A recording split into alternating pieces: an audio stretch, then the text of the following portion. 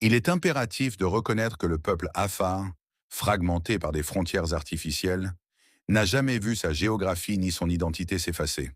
Établi sur un point géostratégique d'une importance capitale, il veille depuis toujours sur la porte maritime de la mer Rouge, ce carrefour névralgique reliant les routes mondiales du commerce et de la navigation.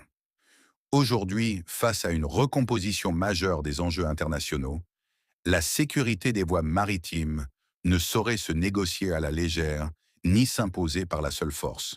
En cet instant crucial, le peuple afar se révèle être le gardien incontesté de la stabilité de cette mer stratégique, unique garant capable d'assurer une paix durable sur ce passage vital. Le véritable défi de notre époque ne réside plus dans la redéfinition brutale des frontières, mais dans la construction patiente et juste d'une sécurité partagée. Celle-ci doit s'appuyer sur la reconnaissance des droits fondamentaux des populations qui vivent depuis des décennies, voire des siècles, aux portes de cet espace maritime. Il s'agit d'instaurer la justice au cœur même des territoires existants, d'ancrer la paix dans la coopération et de protéger ensemble cette voie stratégique qui unit les continents et les destins. La colonisation ne doit jamais renaître sous une autre forme de domination.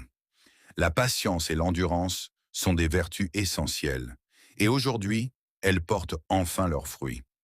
Nous entrons dans une phase nouvelle, une stratégie mondiale qui met au cœur la sécurité de la porte maritime de la mer Rouge, là où le peuple afar est, par sa géographie et son histoire, un acteur incontournable.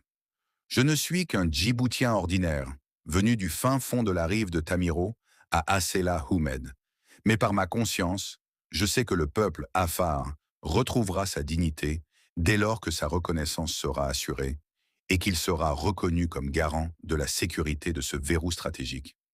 Le temps seul révélera la vérité et il témoignera que nos paroles n'étaient pas vaines, mais porteuses d'une analyse juste et nécessaire. En anglais, it is imperative to recognize that the Afar people, fragmented by artificial borders, have never seen their geography or identity erased.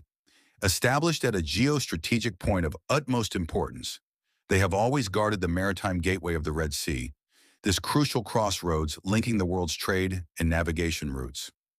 Today, faced with a major reshaping of international stakes, the security of maritime routes cannot be lightly negotiated nor imposed by force alone.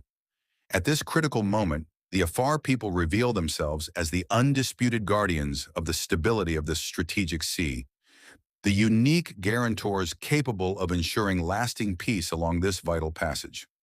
The true challenge of our time no longer lies in the brutal redrawing of borders, but in the patient and just construction of shared security. This must be based on the recognition of the fundamental rights of the populations who have lived for decades, even centuries, at the threshold of this maritime space. It is about establishing justice at the very heart of existing territories, anchoring peace and cooperation, and protecting together this strategic route that unites continents and destinies. Colonialism must never be reborn in another form of domination. Patience and endurance are essential virtues, and today they are finally bearing fruit.